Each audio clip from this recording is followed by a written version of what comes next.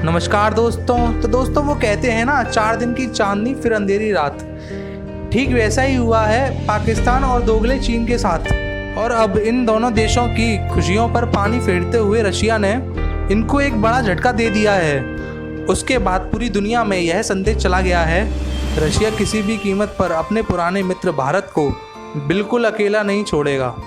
भारत और चाइना सीमा विवाद को देखते हुए भारत सरकार ने यह फैसला किया था, क्योंकि रशिया में होने वाली मिलिट्री एक्सरसाइज वह अपनी सेना को नहीं भेजेंगे, जिसका मुख्य कारण था इस मिलिट्री एक्सरसाइज में पाकिस्तान और चाइना की सेना का हिस्सा लेना।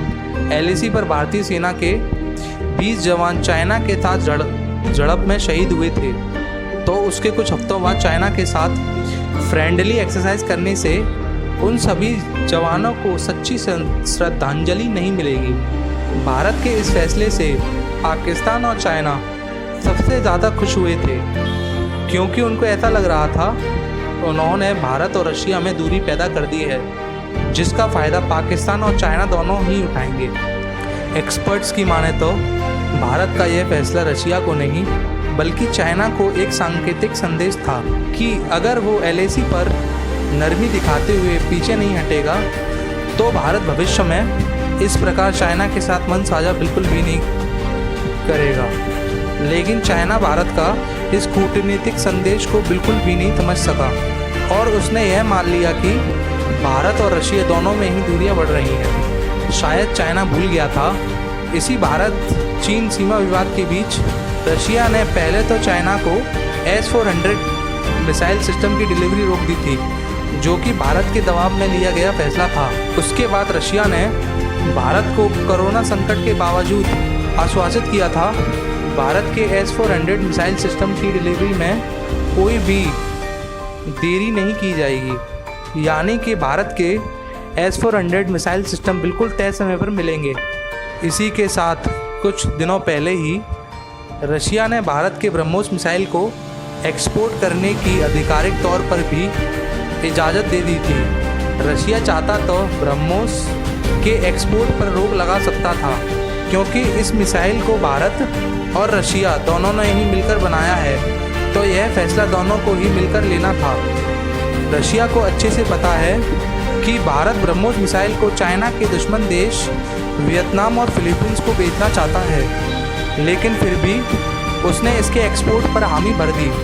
रशिया की तरफ से चाइना को शायद इतने झटके काफ़ी नहीं थे, इसलिए उसने एक और झटका दे दिया।